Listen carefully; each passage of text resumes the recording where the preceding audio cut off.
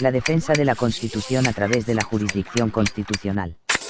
El Tribunal Constitucional. 1. Orígenes y desarrollo de la justicia constitucional.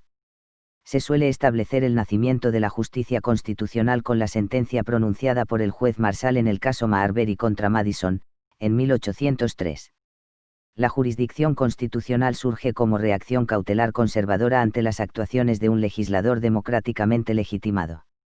La idea de los tribunales como garantes de las libertades frente a los posibles excesos del poder legislativo, como contención a la soberanía del Parlamento a favor de los particulares, es una noción familiar basada en la tradición de la independencia judicial inglesa. Si existen normas que están por encima de las demás leyes, es necesario crear un sistema que establezca y garantice esa ordenación jerárquica en las relaciones entre ellas. Si se admite que la Constitución es la ley suprema del Estado, el legislador no puede aprobar ninguna ley que sea contraria a ella, pues de lo contrario violaría la Constitución y alteraría el texto en que se fundamenta su propio poder de legislar. La defensa de la Constitución supone que la ley debe ser conforme al contenido del texto constitucional, de tal forma que una ley que sea contraria no debe aplicarse, lo que determina la necesidad de que exista un órgano que permita determinar la constitucionalidad de las leyes y que declare la nulidad o la no aplicación de aquellas que vulneren la Constitución. La tardía aparición del control de constitucionalidad en Europa se debe a dos motivos. Porque la Constitución consiste fundamentalmente en la existencia del poder legislativo del Parlamento. Todo lo que controle la voluntad del mismo no puede resultar aceptable. Porque el número de ciudadanos con derecho a participar en los asuntos políticos era muy reducido. Con el tránsito al constitucionalismo democrático se fueron creando las condiciones para los inicios e incorporación de la justicia constitucional, que se generalizaría después de la Segunda Guerra Mundial. La crisis de la concepción del órgano legislativo, unido al surgimiento de los estados federales, provoca la necesidad de arbitrar soluciones a los conflictos competenciales entre los distintos entes territoriales y la necesidad de garantizar de una forma eficaz los derechos reconocidos por los textos constitucionales. 2. Fundamentación teórica de los diversos sistemas de derecho constitucional. Justicia constitucional. El deseo de limitación de los poderes del legislador ha determinado el establecimiento de una serie de sistemas de control de la Constitución. La defensa de la Constitución puede confiarse a un órgano político o a órganos judiciales. 2.1 Atribución a órganos políticos. Confiar la defensa de la Constitución a un órgano político parte de la consideración de que quien examina la constitucionalidad de la ley se sitúa por encima de ella, por lo que se entiende que dicha función no se le puede atribuir a un juez, que tiene como misión juzgar según la ley, pero no juzgar las leyes. El control constitucional otorgado a órganos políticos implica una comprobación de la constitucionalidad dentro del sistema procedimental de aprobación de la ley. Este tipo de control es característico del ordenamiento francés. Los principales inconvenientes de este sistema de control serían tanto el reclutamiento de sus miembros como el modo de actuar, ya que se le puede hacer carecer de independencia o convertirlo en un órgano que resuelva enfrentamientos políticos y no jerarquía normativa. 2.2 Atribución a órganos judiciales. La defensa de la Constitución confiada a órganos judiciales se apoya principalmente en las siguientes consideraciones. 1. La identidad existente entre el contraste de un hecho con una norma, propio de la actuación judicial, y entre el contraste de una norma con una ley de rango constitucional. 2. La imparcialidad judicial. 3. Las ventajas que ofrece el procedimiento judicial con sus principios de publicidad, contradicción y garantía.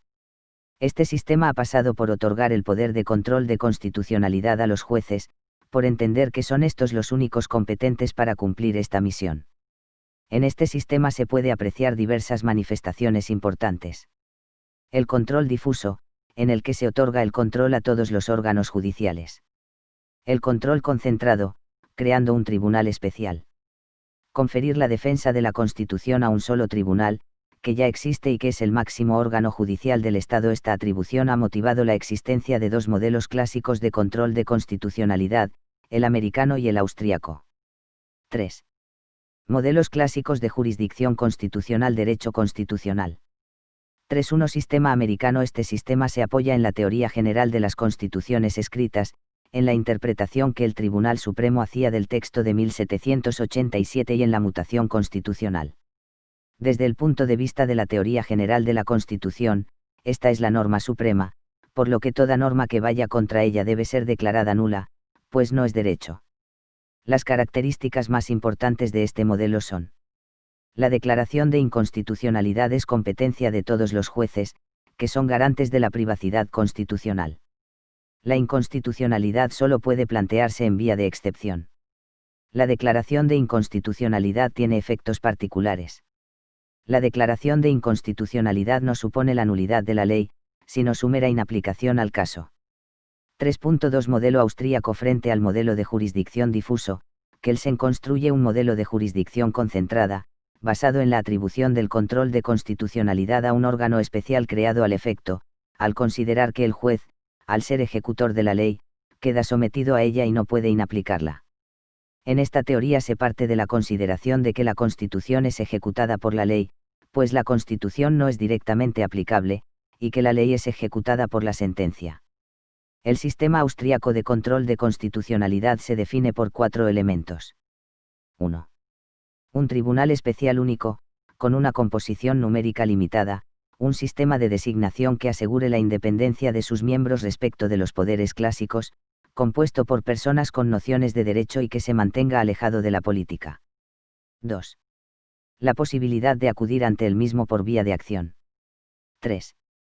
La nulidad absoluta de la ley declarada inconstitucional. En el caso de que el órgano declare la inconstitucionalidad de una ley, la consecuencia es su nulidad absoluta. 4. La eficacia erga omnes que tiene la declaración de inconstitucionalidad. Este sistema ha funcionado en el vigente régimen español con algunas variantes. 3.3 Confluencia de los dos modelos. Los modelos examinados han sufrido diversas modificaciones. Se le ha otorgado legitimidad a los tribunales ordinarios para acudir ante el Tribunal Constitucional y plantear cuestión de inconstitucionalidad cuando el órgano judicial tenga dudas sobre la constitucionalidad de una ley aplicable al caso concreto y de cuya validez dependa el fallo.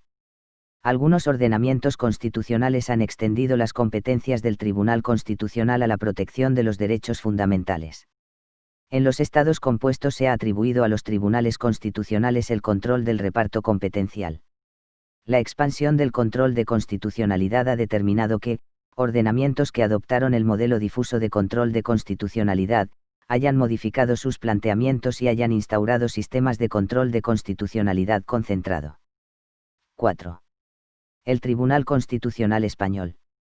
Naturaleza y caracteres. Se define al Tribunal Constitucional como el intérprete supremo de la Constitución, independiente de los demás órganos constitucionales y sometido solo a la Constitución y a la ley orgánica que lo regula.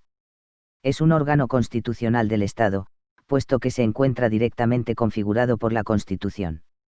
En tanto que órgano constitucional, puede definirse como elemento básico de un determinado Estado que participa, de manera inmediata y decisiva, en la formación de la voluntad estatal y que ocupa una posición de supremacía y goza de independencia.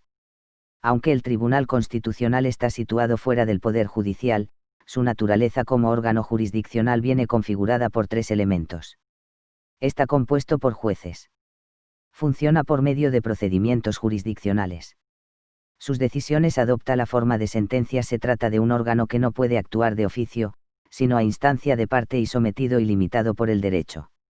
El Tribunal Constitucional es el principal intérprete de la Constitución y el único órgano capaz de vincular a todos los poderes del Estado. Solo él puede pronunciarse sobre la adecuación o no adecuación de los preceptos de la Constitución. Se sitúa por encima del poder legislativo a través del control de constitucionalidad.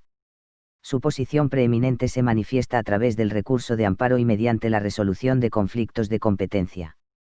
Respecto a las CCAA, se sitúa por encima de ellas a través de la resolución de conflictos y del control de constitucionalidad. 4.1 La composición del Tribunal Constitucional. El Tribunal Constitucional se compone de 12 miembros, nombrados por el Rey y propuestos. 4 por el Congreso, por mayoría de 3/5. 4 por el Senado, por idéntica mayoría.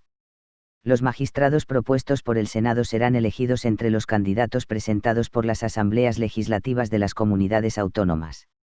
2 por el Gobierno. 2 por el CGPJ. El primer problema que plantea esta composición es su número par, que ha sido resuelto atribuyendo al presidente el llamado voto de calidad, de forma que, en caso de empate, resolverá la opción del mismo. El segundo problema se refiere a la designación de sus miembros por órganos eminentemente políticos y politizados, que puede hacer depender la íntegra composición del TC de un solo partido. Para dificultarlo, la Constitución ha establecido una serie de frenos. A. La exigencia de una mayoría cualificada de 3/5 de los miembros de cada Cámara para la propuesta de los candidatos, lo que precisa de un acuerdo entre las distintas opciones políticas parlamentarias.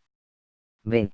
Los miembros del TC se elegirán por un periodo de 9 años, lo que impide que su elección coincida con los periodos de renovación de las cámaras, del Gobierno y del CGPJ.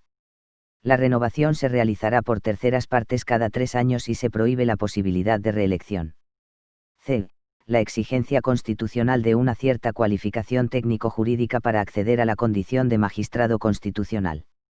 Los miembros del TC deben ser juristas de reconocida competencia con más de 15 años de ejercicio profesional. D.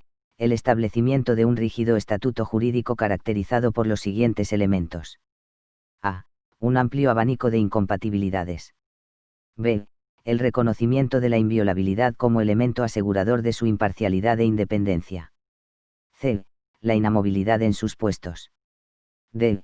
La responsabilidad criminal de los magistrados del TC solo será exigible ante la Sala de lo Penal del Tribunal Supremo. El TC elige de entre sus miembros a un presidente y a un vicepresidente. Será elegido presidente quien tenga en primera votación la mayoría absoluta de votos, y si ésta no se alcanza, se procederá a una segunda votación en la que será elegido quien obtuviese mayor número de votos. La duración del mandato del presidente será de 3 años.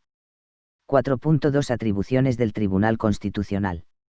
Materias objeto de control. El primer fundamento del origen de la justicia constitucional lo constituye la necesidad de preservar la Constitución como norma suprema del Estado y depurar el ordenamiento jurídico de aquellas normas o preceptos que la vulneren. El sistema de fuentes que instaura la Constitución Española de 1978. 32 Función primordial del TC viene constituida por el control de constitucionalidad. Las atribuciones del TC son las siguientes. 1. Competencias de orden interno referentes al ejercicio de su propia jurisdicción. A. El TC tiene atribuida la capacidad de decidir sobre sus propias competencias. B. El TC tiene potestad para autoorganizarse. C. El TC decide la admisibilidad o no de los recursos sobre los cuales ejercer sus atribuciones. D. El TC tiene autonomía reglamentaria y presupuestaria. 2. El control de constitucionalidad de leyes y normas con rango de ley, a través del recurso de inconstitucionalidad, de la cuestión de inconstitucionalidad y del recurso previo sobre la constitucionalidad de tratados internacionales y de los estatutos de autonomía. 3. La protección de los derechos fundamentales y libertades públicas a través del recurso de amparo. 4. El control del ejercicio de competencias atribuidas a otros poderes y entes territoriales mediante el conocimiento de los conflictos competenciales entre órganos constitucionales. 5.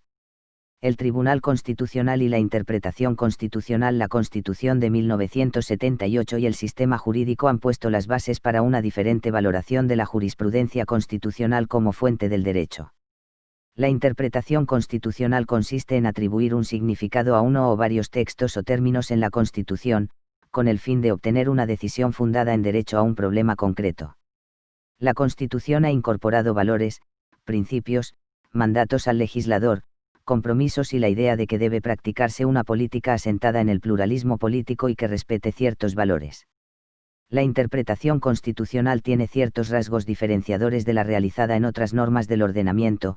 En primer lugar, porque la naturaleza de los diversos conceptos normativos es distinto, pero también porque la interpretación constitucional no consiste en decidir un caso sometido a apreciación jurisdiccional, sino que supone fijar reglas de concretización válidas y, además, ha de permitir la actualización constitucional, pero sin pasar de unos límites determinados.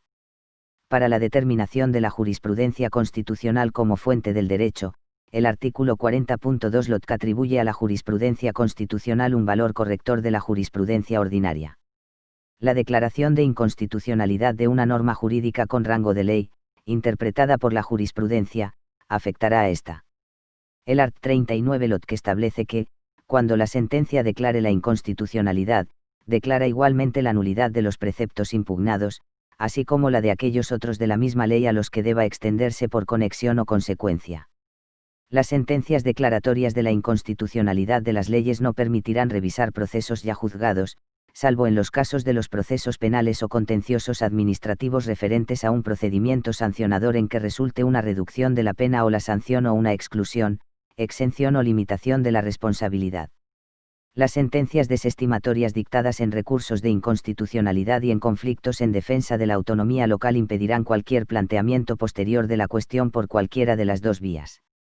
El TC se convierte en el órgano encargado de establecer la adecuación o no de los preceptos normativos con la Constitución, procediendo a su expulsión cuando se observe que el precepto o la norma vulneran los mandatos constitucionales. De esta manera, el TC actúa como un legislador negativo. La aceptación de las sentencias del Tribunal Constitucional como fuente del derecho debe ser entendida desde la propia limitación que supone que el TC es un órgano pasivo, que solo puede pronunciarse a instancia de parte. Capítulo V. El sistema de fuentes que instaura la Constitución Española de 1978. 1. Concepto de fuentes del derecho. En el momento actual, se ha venido identificando el término fuente del derecho con los tipos normativos integrantes del ordenamiento, que conforman un todo homogéneo presidido por la Constitución, como norma fundamental y fundamentadora, a la que todos están sometidos de manera jerárquica, independientemente del órgano que los hubiera aprobado. En el Estado español, la capacidad normativa ha sido asumida por varios órganos distintos. Cortes Generales, normas de aplicación en la actualidad del Estado español, leyes ordinarias y leyes orgánicas. El Gobierno de la Nación, normas con rango de ley llamadas decretos leyes y decretos legislativos. Las asambleas legislativas de las comunidades autónomas, legislan sobre materias sobre los que tienen atribuidas las competencias. Instituciones comunitarias, las normas aprobadas por ellas y los tratados internacionales. El término fuentes del derecho designa todo lo que contribuye o ha contribuido a crear el conjunto de reglas jurídicas aplicables dentro de un Estado en un momento dado. Las fuentes formales del derecho son los actos de los que deriva la creación, modificación o extinción de normas jurídicas. 2. El sistema de fuentes del derecho. Por fuente del derecho constitucional habría que entender toda causa capaz de originar derecho constitucional. Hay que distinguir entre fuentes en sentido material, fuerzas sociales o instituciones con facultad creadora normativa, como por ejemplo el poder constituyente, parlamento o grupos sociales en cuanto a las costumbres. Fuentes en sentido formal, los actos normativos en que se manifiesta el derecho constitucional. Las fuentes del ordenamiento jurídico español, según el Artun CC, son la ley, la costumbre y los principios generales del derecho. Esta conceptualización de las fuentes debe ser superada respecto al sistema de fuentes que instaura nuestra Constitución. 1. Respecto a la ley, no existe un único concepto de ley, existe una pluralidad de categorías legales. 2.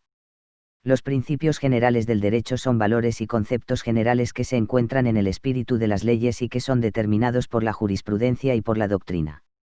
Sirven para inspirar las leyes, para interpretarlas o para rellenar vacíos legales. No debemos considerar los principios generales del derecho como fuente de derecho constitucional, puesto que aquellos que corresponden al derecho constitucional están explícitamente recogidos por la Constitución, de manera que han pasado a ser Constitución en sentido estricto. 3. La costumbre constitucional es orgánica, ya que su existencia se debe a la actuación reiterada de los poderes públicos, de los órganos. La principal razón que puede ser alegada para su utilización es la necesidad de colmar lagunas que pudiesen encontrarse. La costumbre es fuente supletoria de primer grado, ya que solo cabe recurrir a ella cuando no haya ley aplicable al caso. De la costumbre constitucional habría que distinguir: a. Las convenciones constitucionales, acuerdos tácitos o expresos de los órganos constitucionales para regular sus relaciones o facultades en aspecto no regulados específicamente o regulados de manera abierta por el texto constitucional. b. Las normas de cortesía constitucional, reglas de educación política que no tienen fuerza obligatoria. c. La desuetudo.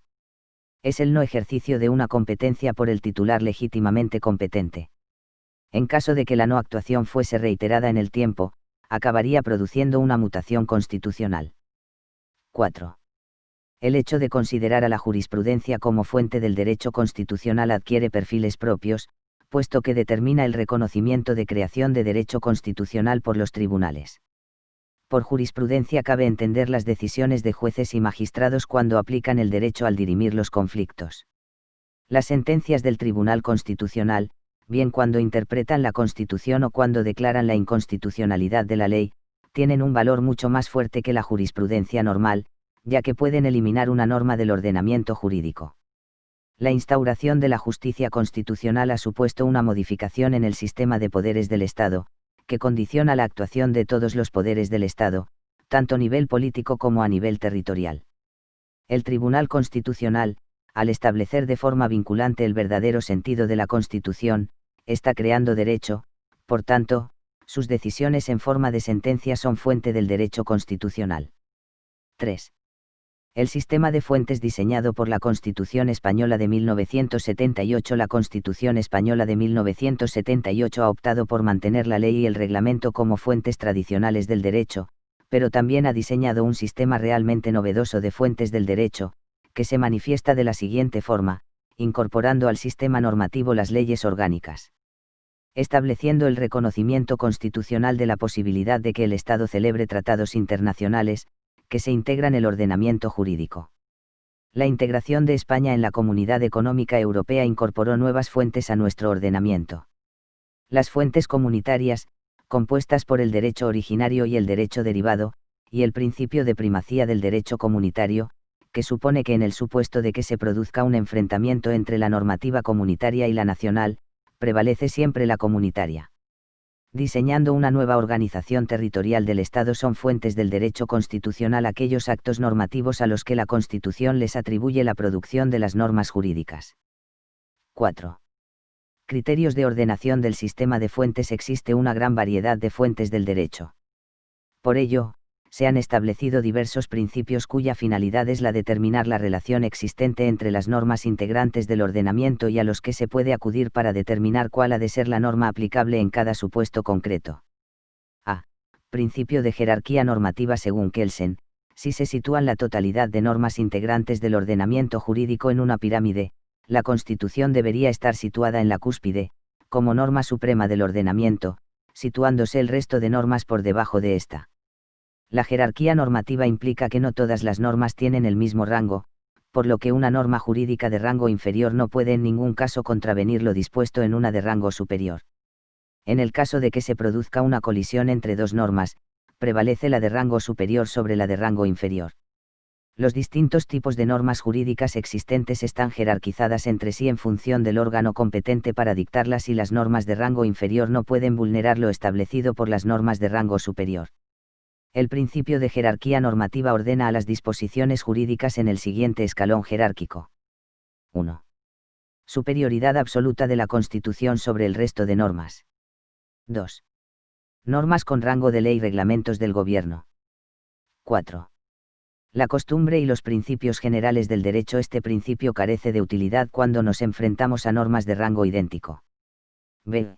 Principio de competencia. Este principio no ha sido consagrado en nuestro texto constitucional, pero es utilizado en caso de que se produzca un conflicto entre normas de idéntico rango. Consiste en delimitar un ámbito material específico para atribuir su regulación a un determinado tipo de norma, con exclusión de las demás, de manera que los demás tipos normativos no pueden incidir en dicha materia. La Constitución determina que algunas materias habrán de ser reguladas únicamente por un tipo de norma concreta, por lo que si se procediera a regularlas por otra norma distinta, esa norma sería inconstitucional. El principio de competencia se vulnera cuando una norma se ocupa de materias que no le han sido encomendadas. Cada norma tiene su propio ámbito material de actuación como condición de validez. En definitiva, la aplicación del principio de competencia exige que cada tipo de norma se limite a legislar aquellas materias que previamente le haya atribuido la Constitución o bien una norma jerárquicamente superior. Respecto a qué tipo de categorías normativas se relacionan entre sí en función del criterio material de la competencia, hay que distinguir dos supuestos: normas dictadas por órganos distintos que ejercen su potestad normativa sobre un ámbito territorial determinado, normas estatales, autonómicas o comunitarias. Normas relacionadas entre sí por el criterio de competencia, pero que son dictadas por un mismo órgano. C. Principio cronológico. El supuesto de que una norma de nueva creación colisione con una norma anterior, siendo las dos de idéntico rango y de idéntico ámbito competencial, prevalecerá la norma posterior en aplicación del principio del ex posterior derogat priori, incluso en el supuesto de que la nueva norma no contenga disposición derogatoria alguna. Como excepción, hemos de señalar que las normas especiales no pueden derogar a las generales. 5. La Constitución española. Fuente fundamental y fundamentadora del sistema de fuentes. La Constitución como norma superior del ordenamiento jurídico ocupa el vértice de la jerarquía legislativa. En consecuencia, todas las leyes y disposiciones normativas con forma de ley quedan sometidas a la Constitución. La Constitución española es una norma cualitativamente distinta de los demás, por cuanto incorpora el sistema de valores esenciales que ha de constituir el orden de convivencia política y de informar todo el ordenamiento jurídico. La Constitución es así la norma fundamental y fundamentadora de todo el ordenamiento jurídico. La supremacía de la Constitución tiene como consecuencias principales: el resto de normas jurídicas deben estar en consonancia con sus mandatos.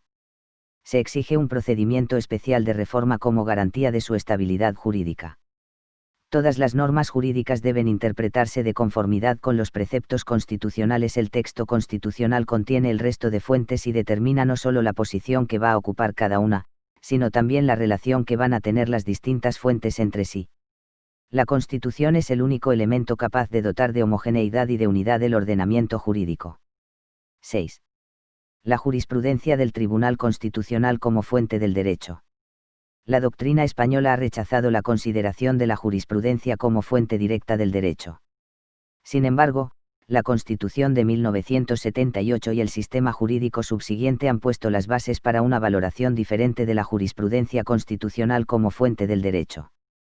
La fuerza vinculante de la doctrina del Tribunal Constitucional se deriva de un conjunto de preceptos incluidos tanto en la propia Constitución como en la LOTC. El artículo 164.1c establece el valor y eficacia general de todas las sentencias de inconstitucionalidad. Esta afirmación se repite en el artículo 38.1 LOTC. El artículo 40.2 LOTC atribuye a la jurisprudencia constitucional un valor corrector de la jurisprudencia ordinaria.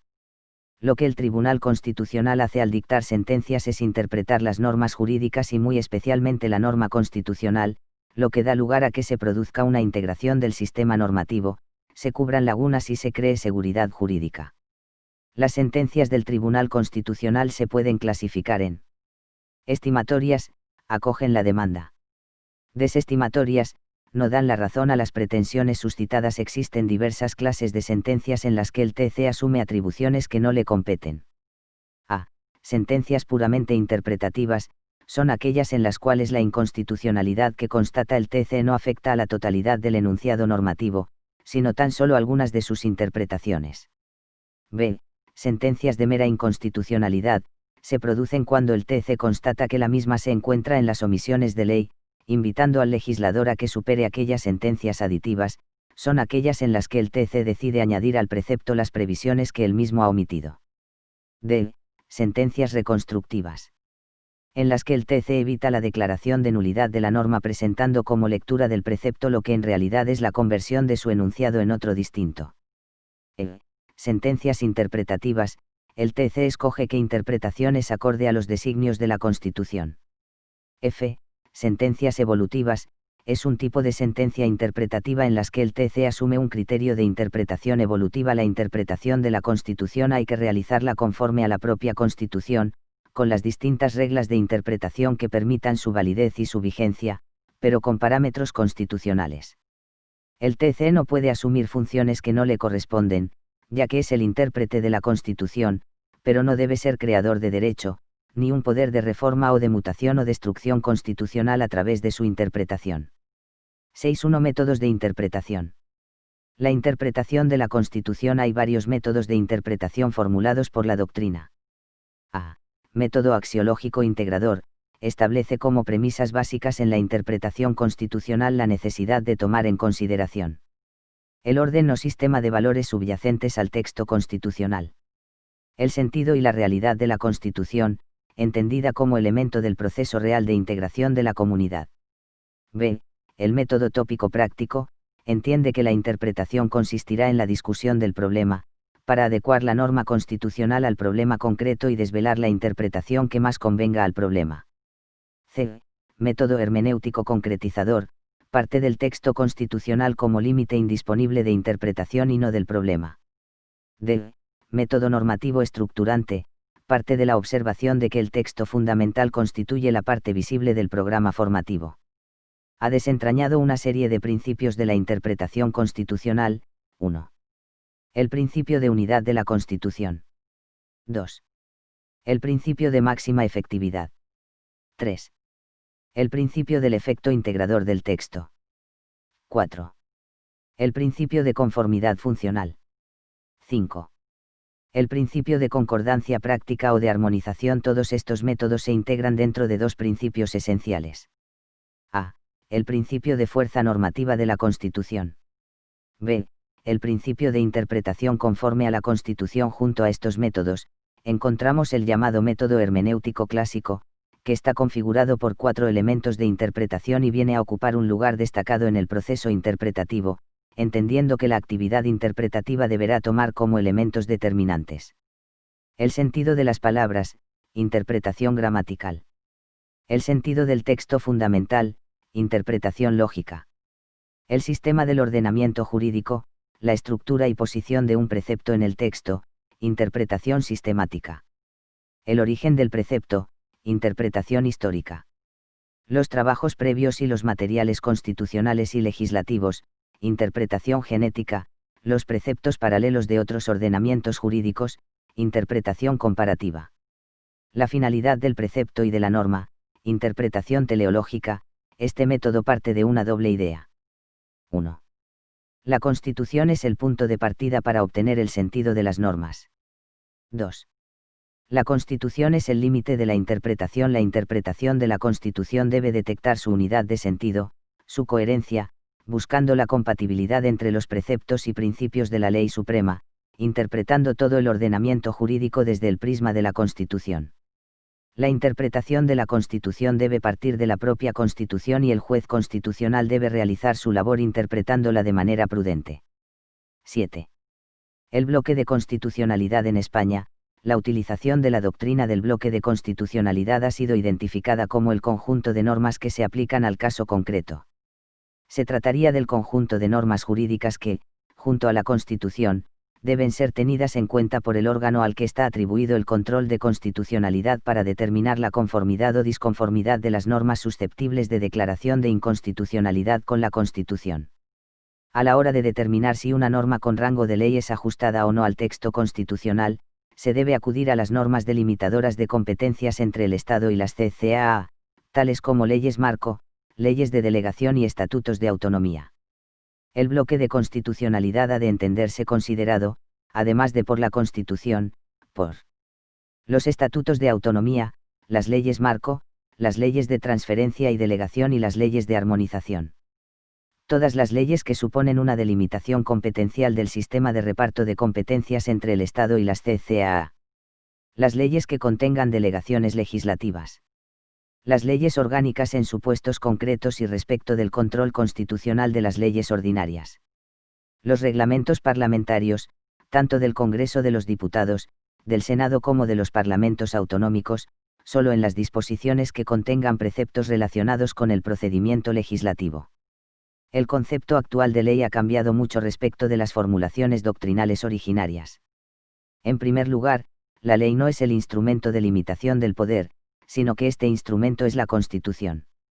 La complejidad del poder político y del poder territorial de los estados ha determinado que las potestades normativas hayan dejado de ser exclusivas de los parlamentos. Ya no existe un único centro de producción normativa, sino que son varios los entes territoriales con capacidades legislativas. Tampoco existe un único tipo de ley, sino que existen varias categorías normativas. La complejidad del Estado actual ha determinado que se superen las consideraciones que configuraban la ley como expresión de la voluntad general. Los ordenamientos democráticos actuales admiten la posibilidad de leyes singulares, entendidas como aquellas dictadas en atención a un supuesto de hecho concreto y singular, que agotan su contenido y eficacia en la adopción y ejecución de la medida tomada por el legislador ante este supuesto de hecho. Otro cambio en la consideración de la ley es que quien legisla no es el Parlamento, sino que las decisiones legislativas se adoptan en el seno de los partidos que están en el poder. Las iniciativas parlamentarias legislativas ya vienen negociadas entre las distintas fuerzas políticas con representación parlamentaria hoy en día. Ya no existe un único concepto de ley y la propia Constitución establece distintos tipos de ley, tanto desde consideraciones formales y materiales, como desde el propio centro de producción normativa. 2. El principio de legalidad del Estado de Derecho se fundamenta en el reconocimiento y respeto de derechos y libertades y, además, en tres grandes principios. 1. La división de poderes. 2. El principio de legalidad. 3. La responsabilidad del Estado. El principio de legalidad, o principio de primacía de la ley, es un principio fundamental conforme al cual, todo ejercicio de un poder público debería realizarse acorde a la ley vigente y sometida a la jurisdicción. Este principio se considera como la regla de oro del derecho y es una condición necesaria para afirmar que un Estado es un Estado de derecho, pues el poder tiene su fundamento y límite en las normas jurídicas. El artículo 9.1 CE recoge un requisito esencial de todo Estado de derecho, el sometimiento de los ciudadanos y de los poderes públicos al derecho. Este principio vincula tanto a los ciudadanos como a los poderes públicos. El Tribunal Constitucional ha manifestado que, mientras que los ciudadanos tienen un deber general negativo de abstenerse de cualquier actuación que vulnere la Constitución, los titulares de los poderes públicos tienen un deber general positivo de realizar sus funciones de acuerdo con la Constitución. El principio de legalidad es un elemento determinante de la propia definición del Estado de Derecho, ya que se considera como una forma política en la que los poderes públicos están sujetos a la Constitución y al resto del ordenamiento. La primacía del principio de legalidad implica la sumisión del Poder Ejecutivo a la ley, así como la estricta legalidad de la acción administrativa, su control jurisdiccional y la independencia y la imparcialidad de la justicia. La ley es la expresión de voluntad popular y es un principio básico del sistema democrático, cuyo origen se residencia en el poder legislativo, al que corresponde su aprobación, modificación, suspensión y derogación. El principio de legalidad se plasma de dos maneras. 1. El principio de legalidad penal, según el cual, nadie puede ser condenado o sancionado por acciones u omisiones que, en el momento de producirse, no constituyan delito, falta o infracción administrativa. La legalidad penal es un límite a la potestad punitiva del Estado y está integrada por dos elementos. 1. La legalidad en sentido formal, implica la reserva absoluta y sustancial de ley, por medio de leyes que deben ser orgánicas. 2. La legalidad en sentido material, implica una serie de exigencias. A. Las leyes penales han de ser precisas. B. La prohibición de la retroactividad de las leyes penales. C. La prohibición de que el Poder Ejecutivo o la Administración dicte normas penales. D. La prohibición de la analogía en materia penal. 2. Principio de legalidad administrativa. El principio de legalidad se concreta en la sumisión a la ley de la actividad administrativa, que supone la sumisión de los actos administrativos concretos a las disposiciones vigentes de carácter general y la sumisión de los órganos que dictan disposiciones generales al ordenamiento jerárquico de las fuentes del derecho. 3. La reserva de ley. La reserva de ley obliga a regular la materia concreta con normas que posean rango de ley, particularmente aquellas materias que tienen que ver con la intervención del poder público en la esfera de derechos del individuo. La reserva de ley refleja la doctrina liberal de la separación de poderes. La relación entre el principio de legalidad y el de reserva de ley está establecida en el ordenamiento jurídico. El principio de reserva de ley entraña una garantía esencial de nuestro Estado de Derecho.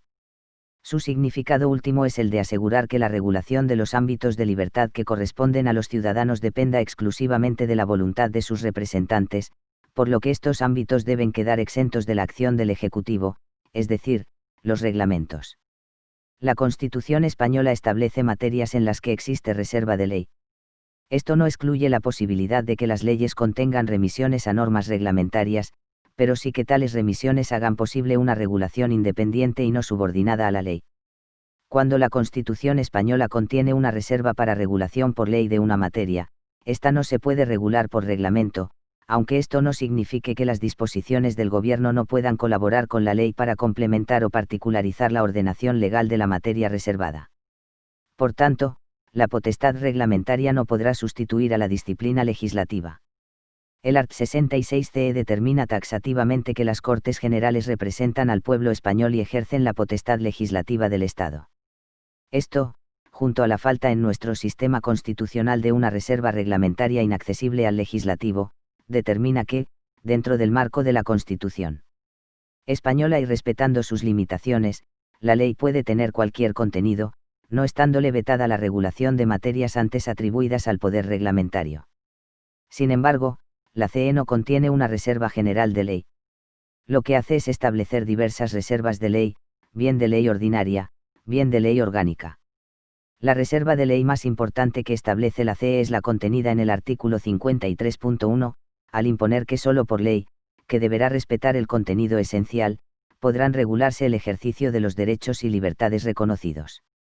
Esta garantía actúa no solo como un límite a la actuación normativa del legislador, sino que se constituye en el instrumento más adecuado para dotar a los derechos de la eficacia necesaria. Esto permite establecer los mecanismos adecuados para un efectivo ejercicio de derechos y libertades, y formar y precisar el contenido esencial del derecho, certificando que se cumple el principio constitucional de seguridad jurídica. El TC indicó los pasos necesarios para delimitar el concepto de contenido esencial, a través de dos caminos. 1. Tratar de acudir a la naturaleza jurídica de cada derecho o al modo de configurar o de concebir cada derecho. 2. Establecer que se lesionará el contenido esencial cuando el derecho quede sometido a limitaciones que lo hagan impracticable. Se trata de dos métodos de delimitar el contenido esencial que no son alternativos, sino complementarios, ya que pueden ser utilizados conjuntamente para determinar el contenido esencial. Si los poderes públicos están vinculados a los derechos y libertades constitucionales, la CE ordena que, al ejercer la regulación del ejercicio de los derechos, respete su contenido esencial. Las categorías normativas en la Constitución española. 4.1 sobre el rango de ley y el valor de ley. Rango de ley. Se entiende en referencia a la posición jerárquica de las normas. Cuando hablamos de normas con rango de ley nos hallamos ante normas que se encuentran situadas por debajo de la Constitución y por encima de los reglamentos. Valor de ley. Es el rasgo fundamental de las normas que poseen rango de ley, que sean controladas por el Tribunal Constitucional mediante los procedimientos de inconstitucionalidad. La noción de rango de ley se ha entendido vinculada al principio de jerarquía de las normas, por tanto, las normas con rango de ley exclusivamente podían ser impugnadas ante el TC, es decir, tenían valor de ley. El tratamiento que la CE hace de las normas con rango de ley nos permite afirmar que 1. La CE utiliza en varias ocasiones la expresión disposiciones normativas con rango de ley para referirse a los decretos legislativos, a los decretos ley y a las leyes autonómicas. 2. La expresión disposiciones normativas con fuerza de ley es más amplia que la de ley, ya que abarca otras categorías de normas con una fuerza de ley. 3. La CE indica que no considera los términos leyes y disposiciones normativas con fuerza de ley de manera equivalente. 4. Por lo anterior, para la CE, el rango de ley y la fuerza de ley no son atributos exclusivos de la ley. 5. Estas expresiones solo significan que son las únicas que pueden ser impugnadas ante el TC. 4.2 Distintas categorías normativas en la Constitución se recogen las siguientes clases de normas con rango de ley en la CE. Por el órgano del que emanan, a nivel estatal. Emanadas del Poder Legislativo. Ley ordinaria. Ley orgánica. Emanadas del Gobierno. Decretos legislativos. La Ley de Bases es la norma aprobada por las Cortes Generales en la que se delega en el Gobierno la potestad de dictar un texto articulado con rango de ley. Decretos ley. Por su ámbito territorial. A. Leyes autonómicas. B. Leyes estatales de ámbito general. C. Leyes estatales de ámbito territorial. Leyes de transferencia. Son una categoría especial de ley orgánica mediante las que el Estado amplía las competencias de forma extraestatutaria. Mediante estas leyes, se transfieren a las CCA bloques enteros de materias. Leyes de delegación, con rango de ley orgánica, amplían las competencias de las CCAA, pero no les otorgan la potestad legislativa. Leyes de armonización, se aprueban para armonizar las diversas regulaciones autonómicas sobre una misma materia. Estas leyes constituyen límites a las competencias autonómicas. Leyes marco, son leyes mediante las cuales las Cortes Generales autorizan a alguna de las CCA para que aprueben leyes en materias de competencia estatal, pero sometidas a unos límites que deben respetar. Legislación básica, es la legislación dictada cuando se reserva al Estado la regulación de las bases sobre una determinada materia, de forma que las CCA pueden asumir en sus estatutos de autonomía competencias para el desarrollo de aquella. Por bases podemos entender los criterios generales de regulación de un sector o de una materia que deben ser comunes en todo el Estado. Por su forma. A. Leyes ordinarias. B. Leyes orgánicas. 5. El procedimiento legislativo. El artículo 66.2 CE establece que les corresponde a las Cortes Generales el ejercicio de la potestad legislativa del Estado. El procedimiento legislativo es el conjunto de trámites que sigue un proyecto o proposición de ley que se desarrolla en el Congreso de los Diputados y el Senado. 5.1 El inicio del procedimiento legislativo. La iniciativa legislativa corresponde al Gobierno, al Congreso y al Senado, a las asambleas legislativas de las CCAA y al pueblo. La iniciativa legislativa del Gobierno se ejerce mediante proyectos de ley, los cuales serán aprobados en Consejo de Ministros, que los someterá al Congreso. La iniciativa legislativa de las cámaras legislativas adopta la forma de proposiciones de ley. Su tramitación se regulará por los reglamentos de las cámaras. Las proposiciones de ley que tome en consideración el Senado se remitirán al Congreso para su tramitación. Las asambleas de las CCA podrán solicitar del Gobierno la adopción de un proyecto de ley o remitir a la mesa del Congreso una proposición de ley, delegando ante dicha Cámara un máximo de 3 miembros de la Asamblea, encargados de su defensa. La iniciativa legislativa del pueblo se ejerce mediante la iniciativa legislativa popular. Para ello, se exigirán no menos de 500.000 firmas acreditadas. No procederá dicha iniciativa en materias propias de ley orgánica, tributarias o de carácter internacional, ni en lo relativo a la prerrogativa de gracia.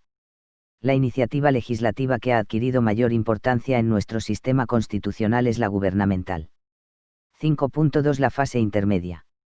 La tramitación legislativa. La tramitación parlamentaria de los proyectos y las proposiciones de ley se efectuará de acuerdo con lo establecido en los reglamentos de las cámaras.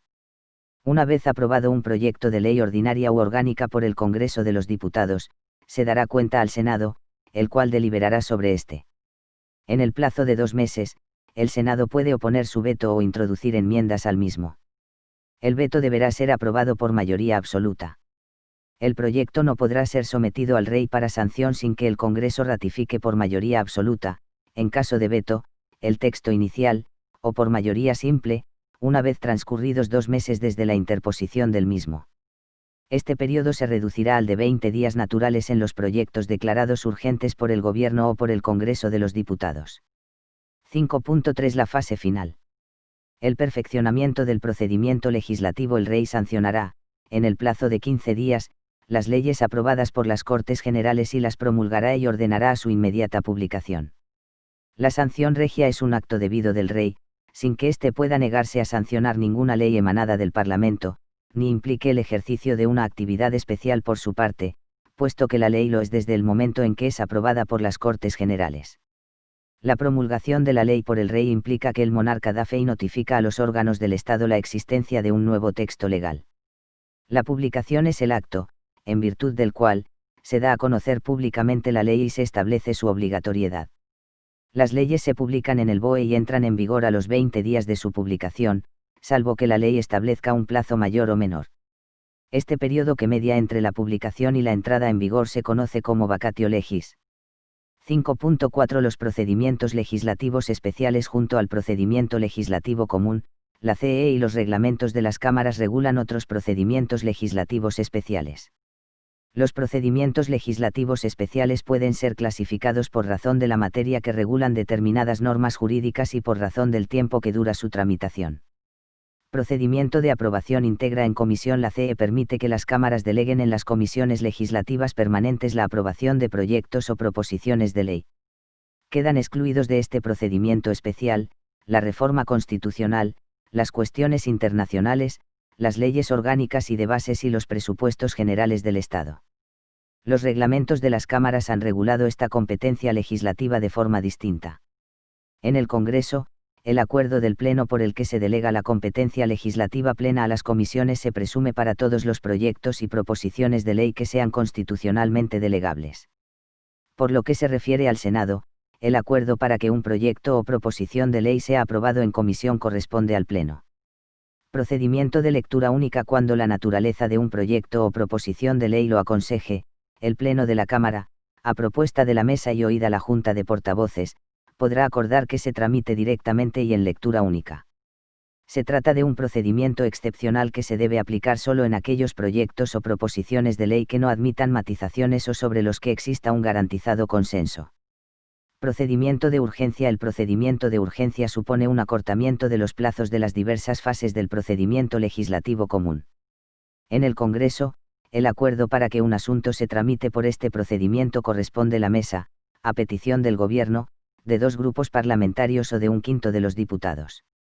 En este tipo de procedimiento, los plazos tendrán una duración de la mitad de lo establecido con carácter ordinario.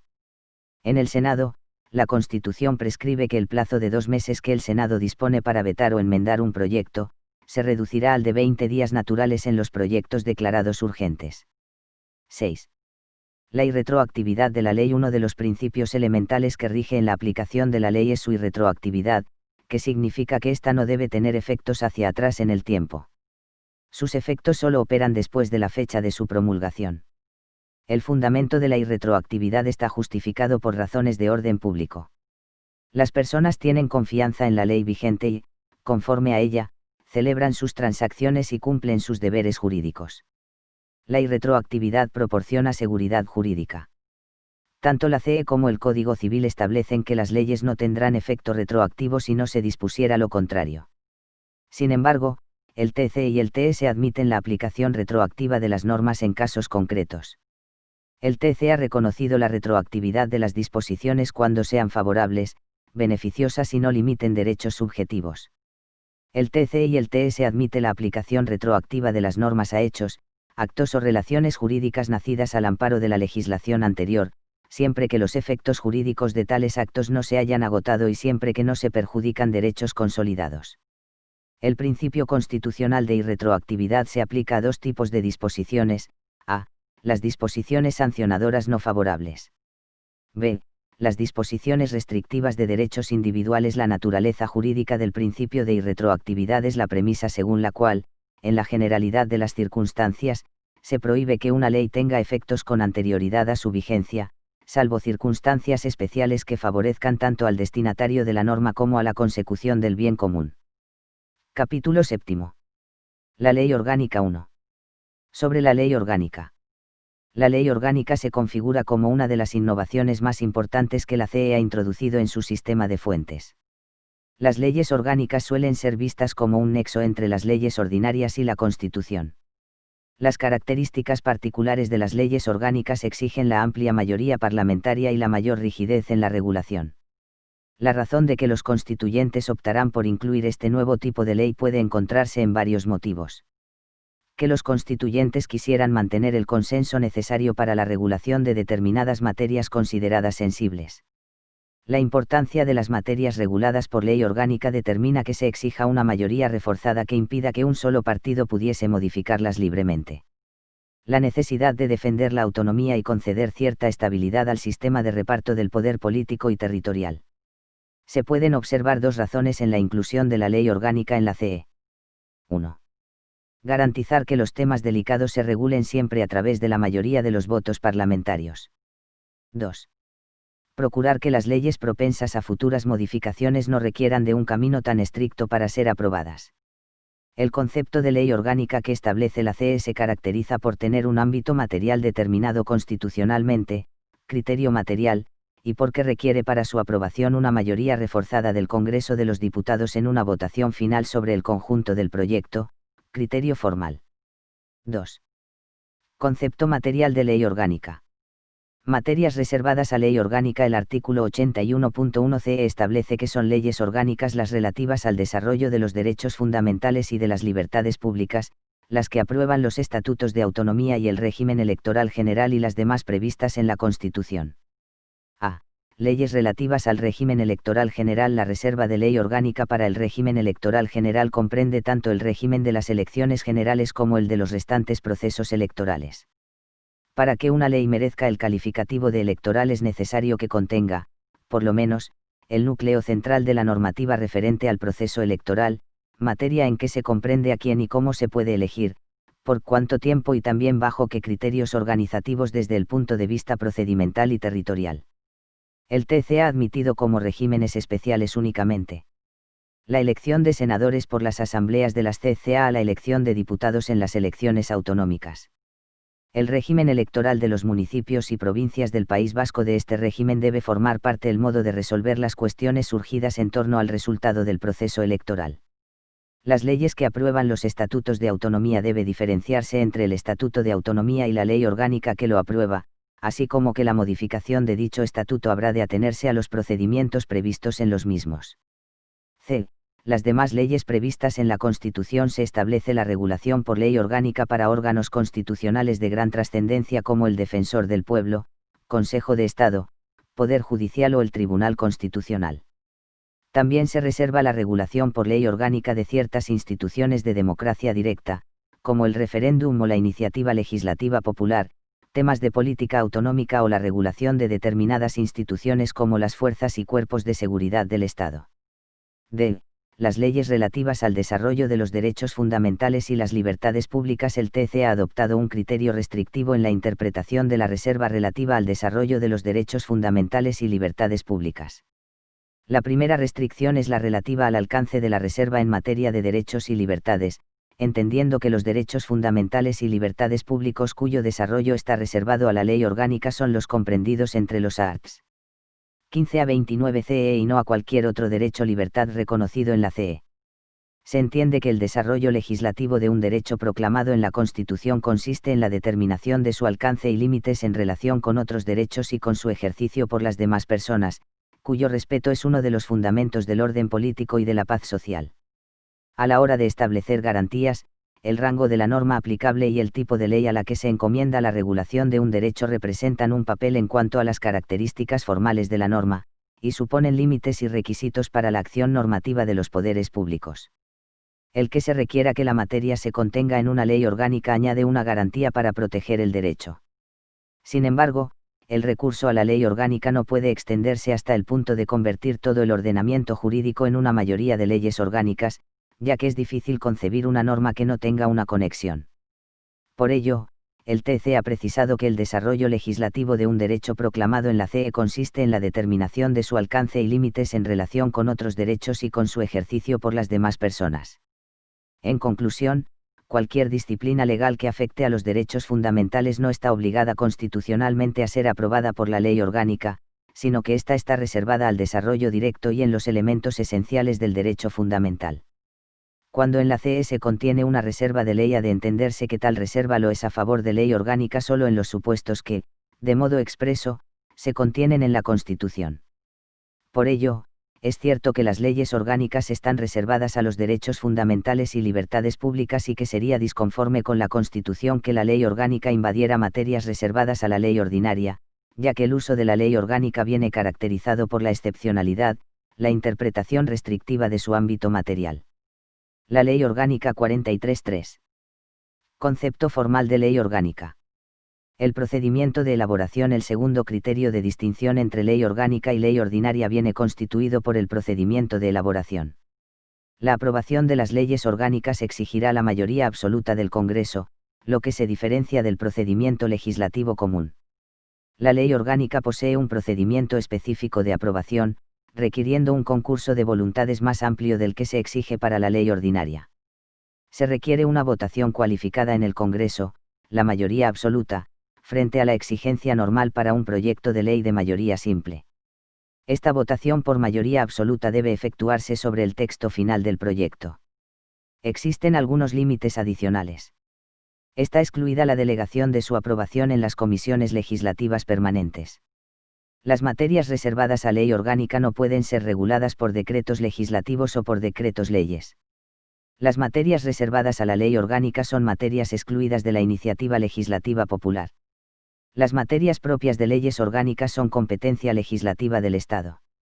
La exigencia de aprobación de las leyes orgánicas por mayoría absoluta del Congreso en una votación final sobre el conjunto del proyecto provoca especialidades en el procedimiento legislativo, que se manifiestan en la calificación de los proyectos o proposiciones de ley como orgánicos por la mesa del Congreso. En las enmiendas, ya que las que contengan materias reservadas a ley orgánica que se hayan presentado a un proyecto de ley ordinaria solo podrán ser admitidas a trámite por acuerdo de la Mesa del Congreso. En la votación, la tramitación en el Senado de los proyectos y proposiciones de ley orgánica no presenta especialidad alguna. Sin embargo, existen dos cuestiones relevantes. El Senado puede aprobar un veto a un proyecto o proposición de ley orgánica, cuyo levantamiento requiere la ratificación del texto inicial por la mayoría absoluta de los miembros del Congreso.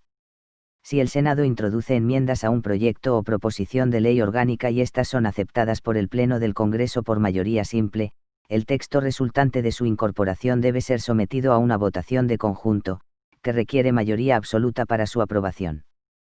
4. La posición de la ley orgánica en el sistema de fuentes. Se ha planteado el posible rango normativo superior de la ley orgánica frente a la ley ordinaria, ante quienes plantean que la ley orgánica es un tipo especial de ley y que su relación con la ley ordinaria debe hacerse en base al criterio del principio de competencia. El principio de jerarquía hace referencia a la relación entre el órgano que produce las normas, su forma, la rigidez y su fuerza. El principio de jerarquía garantiza un orden entre las normas, de manera que las normas superiores prevalecen sobre las normas inferiores, no pudiendo éstas ni modificar ni derogar aquellas. Sin embargo, el criterio de jerarquía no puede ser el único válido para resolver las antinomias normativas. El principio de competencia implica la existencia de una reserva material entre los distintos centros o entes productores de derecho. Así, cada ente legislaría en las materias de su competencia. Entre estos dos criterios existe una diferencia que se convierte en su elemento esencial, mientras el principio de jerarquía se basa en el criterio de obediencia, de manera que la ley inferior no puede ir en contra de la ley superior. El principio de competencia es el respeto entre ley orgánica y ley ordinaria, ya que de lo que se trata es que ninguna de ellas invada competencias materiales que no le son propias. El TC estableció que la relación entre la ley orgánica y ley ordinaria viene dada por las materias que se reservan a las leyes orgánicas, afirmando que las leyes orgánicas y ordinarias no se sitúan en distintos planos jerárquicos. Los posibles conflictos entre ley orgánica y ley ordinaria tienen que resolverse distinguiendo si la ley ordinaria procede de las Cortes Generales o si emana del órgano legislativo de una comunidad autónoma. En el primer caso, solo se planteará el conflicto si ambas leyes inciden sobre una misma materia, en cuya hipótesis la ley orgánica habrá de prevalecer sobre la ordinaria. En el segundo supuesto, el conflicto habrá de resolverse en virtud del principio de competencia para determinar qué materias han quedado constitucionalmente y estatutariamente conferidas a los órganos legislativos de las comunidades autónomas y cuáles corresponden a las Cortes Generales. En definitiva, la relación de las leyes orgánicas con las leyes ordinarias no es de carácter jerárquico, sino que es una relación por razón de la materia. Es decir, las materias reservadas a las leyes orgánicas no pueden ser reguladas mediante ley ordinaria, estableciéndose una relación entre ambas leyes de índole material. No existe un rango distinto entre las leyes ordinarias y orgánicas, ambas son normas con rango de ley. No obstante, cuando algunos aspectos de una materia deben ser regulados por ley orgánica, es posible que se produzca una colaboración internormativa entre un tipo y otro de normas. Las leyes ordinarias pueden regular aspectos no orgánicos de materias reservadas a ley orgánica. Por otra parte, el TC admite que el legislador, al elaborar una ley orgánica, incluya en ella normas regulables por ley ordinaria que, por razón de conexión temática o buena práctica legislativa, considere oportuno incluir junto a las materias reservadas a la ley orgánica. El TC considera en este caso que se produce una congelación de rango de dicha normativa, salvo que el legislador especifique lo contrario. Es el caso de las leyes parcialmente orgánicas, las cuales deben incluir cláusulas de deslinde que indiquen qué partes de la ley se pueden modificar o derogar mediante ley ordinaria. La potestad legislativa del Gobierno, el decreto ley y el decreto legislativo, capítulo 8, la potestad legislativa del Gobierno. El decreto ley y el decreto legislativo 1. El decreto ley el art. 86 CE dispone que, en caso de extraordinaria y urgente necesidad, el Gobierno podrá dictar disposiciones legislativas provisionales que tomarán la forma de decretos ley. Con ello, se otorga al Ejecutivo un auténtico poder para legislar en determinadas circunstancias. Esta facultad se debe ejercer con sometimiento a determinados límites de forma, para que no se sustituya la función que corresponde a las Cortes Generales. 1.1 El presupuesto de hecho habilitante. La extraordinaria y urgente necesidad. Su naturaleza jurídica. El art. 86 CE faculta al Gobierno a dictar disposiciones legislativas provisionales en situaciones de extraordinaria y urgente necesidad. Esto supone un auténtico poder otorgado por la Constitución al Gobierno, que no surge como consecuencia de una delegación o autorización parlamentaria, pero que se debe ejercer cuando sea estrictamente necesario. La idea central del hecho habilitante es la necesidad, pero se otorga un carácter excepcional a dicha necesidad, que el decreto ley debe atender. A. Tanto en su aspecto cualitativo, ha de ser extraordinaria. B. Un requerimiento temporal, ha de ser urgente. El TC ha establecido que la necesidad justificadora de los decretos ley debe entenderse como una necesidad relativa respecto de situaciones concretas de los objetivos gubernamentales, que requieren una acción normativa inmediata en un plazo más breve que el requerido por la vía normal. Según el TC, la utilización del decreto ley es constitucionalmente lícita en todos aquellos casos en que hay que alcanzar los objetivos marcados para la gobernación del país, que, por diversas circunstancias, requiere una acción normativa inmediata. El presupuesto habilitante de la legislación de urgencia debe estar determinado, exclusivamente, por la extraordinaria y urgente necesidad de regular una situación con normas de rango legal cuando no sea posible hacerlo por los cauces ordinarios, porque requiera una pronta respuesta.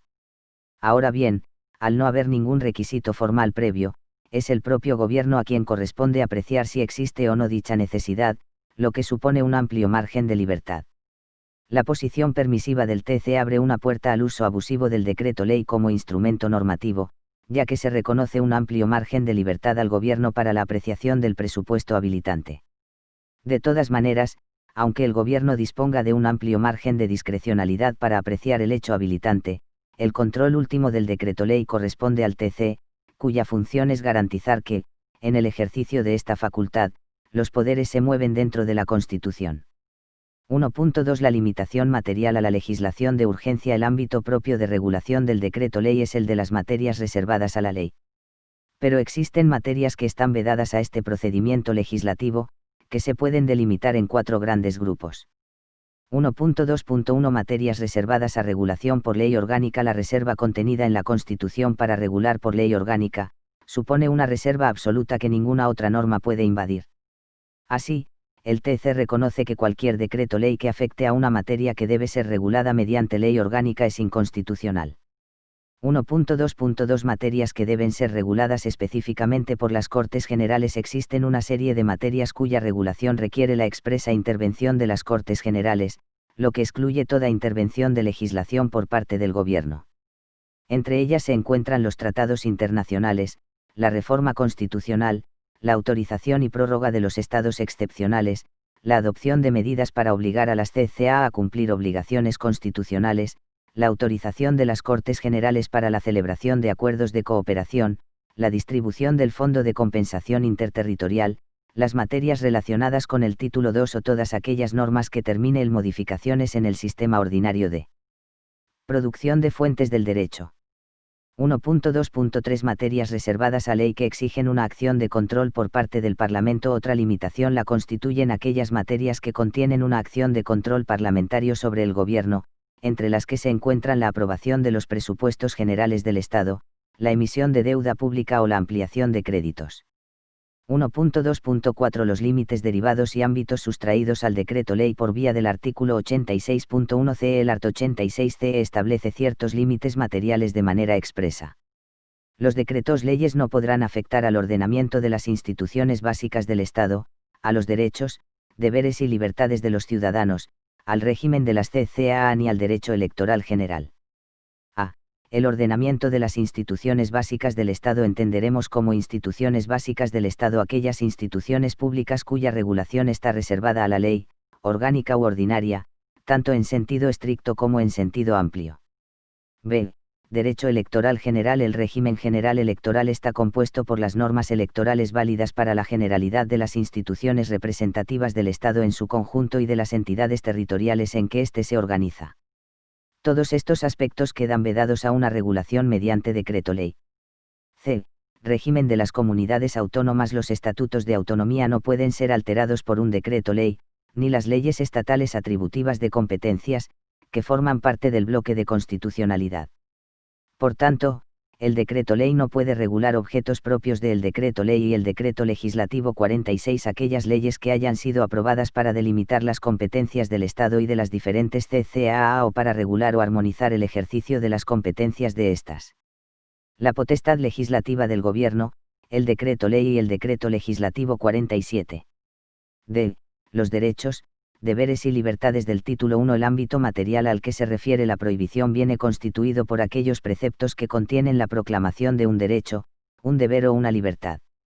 De acuerdo con la jurisprudencia constitucional, el decreto ley puede incidir en los derechos, deberes y libertades del título y, con limitaciones. A. No puede regular el régimen general de los mismos, cuya regulación está reservada a la ley. B. No puede atentar contra el contenido esencial de los derechos, deberes y libertades o a sus elementos esenciales. 1.3 El control sobre la actividad gubernamental. Los efectos de la legislación de urgencia. Los efectos que se derivan de la actuación gubernamental determinan una inmediata actuación parlamentaria, para otorgarle o no continuidad al decreto ley. El art. 86 CE dispone que los decretos leyes deberán ser inmediatamente sometidos a debate y votación en el Congreso de los Diputados, en el plazo de los 30 días siguientes a su promulgación. El art. 86 CE regula dos procedimientos de intervención parlamentaria, que suponen el ejercicio de actividades de control sobre la potestad normativa del Gobierno. 1. El trámite de convalidación o derogación. El sujeto de este medio de control es exclusivamente el Congreso de los Diputados, o su Diputación permanente en el supuesto de que la Cámara se hallase disuelta. Si el Congreso ratifica la disposición gubernamental, el decreto ley pierde su provisionalidad y se integra en el ordenamiento jurídico. El Congreso puede convalidar o derogar un decreto ley independientemente de los motivos que le lleven a adoptar cualquiera de las decisiones posibles. La derogación podrá hacerse tanto atendiendo a razones de legitimidad constitucional, incumplimiento del presupuesto habilitante o la afectación de materias vedadas, como a razones de oportunidad. 2. La tramitación como proyecto de ley por el procedimiento de urgencia. Se persigue la elaboración de una ley y no la simple convalidación del decreto ley. Esto tiene como finalidad esencial permitir la introducción de modificaciones en el texto a través de la presentación de enmiendas. El resultado final de la actuación parlamentaria será una ley que requerirá formalmente de todos los actos necesarios para que surta efecto. El control jurisdiccional del decreto ley será llevado a cabo por el TC. Este podrá declarar la inconstitucionalidad de un decreto ley por incompetencia, por defectos en el procedimiento, por considerar que se ha afectado a las materias excluidas o por la falta del presupuesto habilitante. También corresponderá al TC declarar qué efectos de los producidos son válidos y cuáles no, por ser radicalmente ilícitos. 2. La potestad legislativa del Gobierno, el decreto ley y el decreto legislativo. 2.1 Concepto y modalidades. El desplazamiento de las potestades legislativas al Gobierno también se produce a través de los decretos legislativos. En este supuesto, el Parlamento delega en el Gobierno la regulación de determinadas materias. El art. 82 CE dispone que las Cortes Generales podrán delegar en el Gobierno la potestad de dictar normas con rango de ley sobre materias que no deben ser reguladas mediante ley orgánica. Los decretos legislativos son normas con rango de ley, dictadas por el Gobierno, en el uso de la delegación legislativa que efectúan las Cortes Generales. No son normas provisionales, sino que son normas eficaces desde el mismo momento de su elaboración. Se establecen dos modalidades. 1. Delegación legislativa mediante una ley de bases para la formulación de un texto articulado. La ley delegante establece el alcance de las exigencias de la reforma que el Parlamento quiere introducir, dando a conocer así al Gobierno los cambios que debe llevar a cabo sobre la legislación precedente. 2. Delegación legislativa para refundir varios textos legales en uno solo. Tendrá que otorgarse al Gobierno para una materia concreta y determinará el ámbito normativo al cual se refiere el contenido de la delegación, especificando si se circunscribe a la mera formulación de un texto único o si debe regularizar, aclarar y armonizar los textos legales que han de ser refundidos. 2.2 Límites a la legislación delegada. La delegación legislativa debe fijar los límites del poder normativo delegado. La CE exige una delegación expresa, prevé un límite temporal para el ejercicio de la delegación e impone que dicha delegación tendrá que determinar expresamente la materia concreta, el objeto y alcance de la delegación legislativa y los principios y criterios que deben seguirse en su ejercicio. La ley delegante habilita y, al mismo tiempo, limita el desarrollo de la actividad legislativa del gobierno. Podemos relacionar los siguientes límites: límites materiales. La delegación legislativa no podrá afectar a materias sujetas a reserva de ley orgánica. También se limita la regulación sobre materias específicamente reservadas a la ley por la CE. En esta limitación, se encuentran las materias reservadas en el art. 53 CE. Tampoco podrán ser reguladas por delegación aquellas materias para cuya regulación se exigen procedimientos legislativos especiales. Límites formales. La delegación solo puede hacerse al gobierno en bloque. No se permite la subdelegación a autoridades distintas del gobierno. La delegación deberá de otorgarse al gobierno de forma expresa y para una materia concreta. Las leyes de bases delimitarán con precisión el objeto y alcance de la delegación y los principios y criterios que han de seguirse en su ejercicio. La autorización para refundir textos legales determinará el ámbito normativo a que se refiere la delegación, especificando si se circunscribe a la mera formulación de un texto único o si se incluye la de regularizar, aclarar y armonizar los textos legales que han de ser refundidos.